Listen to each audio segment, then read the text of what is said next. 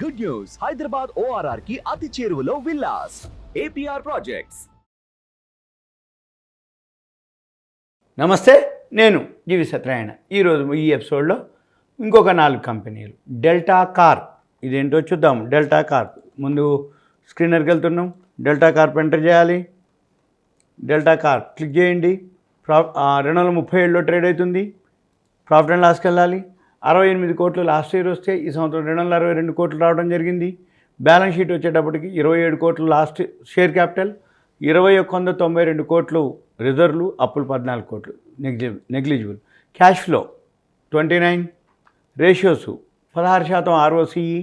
Investors promoter stake వచ్చి చాలా తక్కువ ఉంది, 33.28, FIIలు 5.35, DIలు 14.50, పబ్లిక్ వచ్చి 46.88. పీర్స్ వచ్చేటప్పటికి ఇది ఎంటర్టైన్మెంట్ కిందకి వస్తుంది డెల్టా కార్పు. తర్వాత ఎనాలిసిస్ వచ్చేటప్పటికి 0, అంటే ఇది ఆల్రెడీ బాగా గ్రాఫ్కి వచ్చేటప్పటికి ఆల్రెడీ బాగా పైకి వెళ్ళటం జరిగింది. యూటర్న్ తీసుకుంది, రైట్ టర్న్ తీసుకుంది, ఫాలో అవుతుంది. మనం చూడాలి. డెల్టా కార్ప్ వెబ్సైట్కి వెళ్తున్నాం.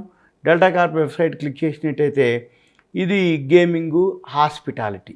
ఈ గేమింగ్ అంటే ఏంది, జనరల్గా అంటే ఆ గేమింగ్లో ఏమేమి ఉంటాయంటే world class gaming, entertainment and hospitality, that is suit Indian customers and the Indian life style. Casino అంటారు దీన్ని, గోవాలో క్యాసినో అంటారు. ఆ క్యాసినో ఏదైతే ఉందో వాళ్ళ బిజినెస్ అనమాట అది క్యాసినో. ఇగో ఇక్కడ చూడండి, క్యాసినో గేమ్స్, దాంట్లో ఏమేమి ఉంటాయి, ఇగో ఎక్కడెక్కడ చేస్తారు, ఎలా చేస్తారు, అవన్నీ దాని మీద వచ్చే ఇన్కమ్ అనమాట ఇది.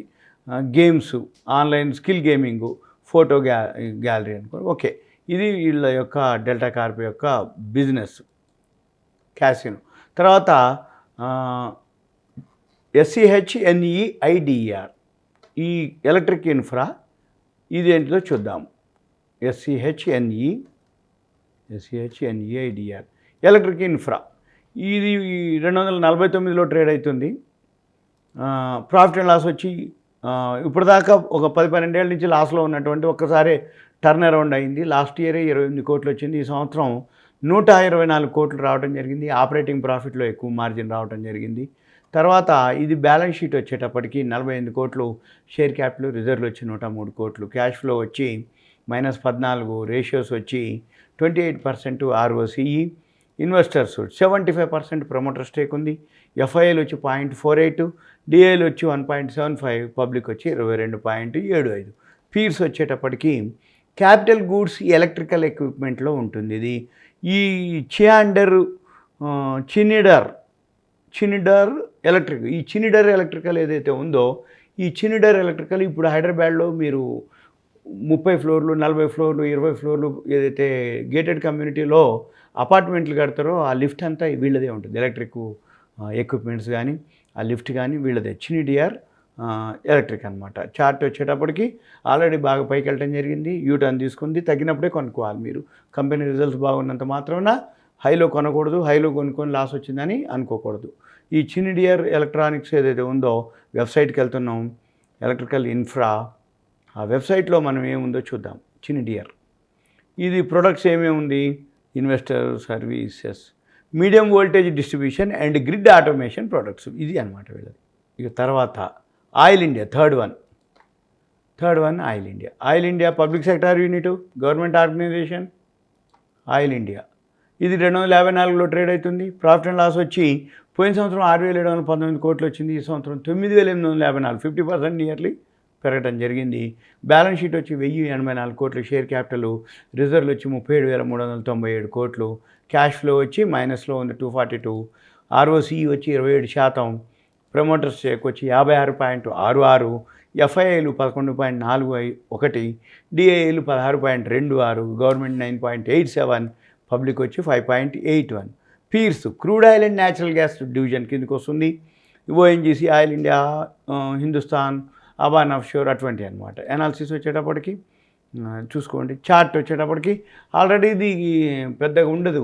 పబ్లిక్ సెక్టార్ యూనిట్లు, గవర్నమెంట్ ఆర్గనైజేషన్లు పెద్దగా సపోర్ట్లు ఉండవు, రెసిస్టెన్స్లు ఉండవు. కొంచెం కొంచెం పెరుగుతూ ఉంటుంది, కొంచెం కొంచెం తగ్గుతూ ఉంటుంది అంతే. దీంట్లో ఎందుకంటే గవర్నమెంట్ స్టేక్ ఎక్కువ ఉన్నాయి, స్పెక్యులేషన్లు ఎక్కువ ఉండవు అనమాట.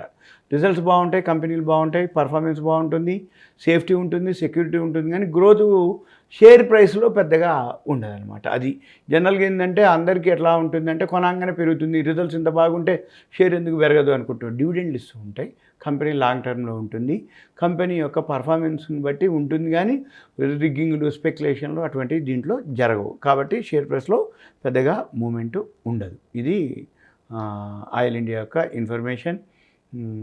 వాళ్ళు ఏమేం చేస్తారు ఇవన్నీ డ్రిల్లింగ్ అండ్ వాళ్ళ వర్క్స్, పైప్ లైన్లు, హైడ్రోకార్బన్, పెట్రోమైన్స్, ఇవి వీళ్ళ యొక్క కంపెనీ యొక్క oil India public sector unit, government organisation. Next 4th one Adani power. ఇది Adani group, private sector, Adani power 263లో ట్రేడ్ అవుతుంది. ప్రాఫిట్ అండ్ లాస్ వచ్చి పోయిన సంవత్సరం 4,912 కోట్లు వస్తే ఈ సంవత్సరం 10,727 కోట్లు రావడం జరిగింది పవర్ కంపెనీ.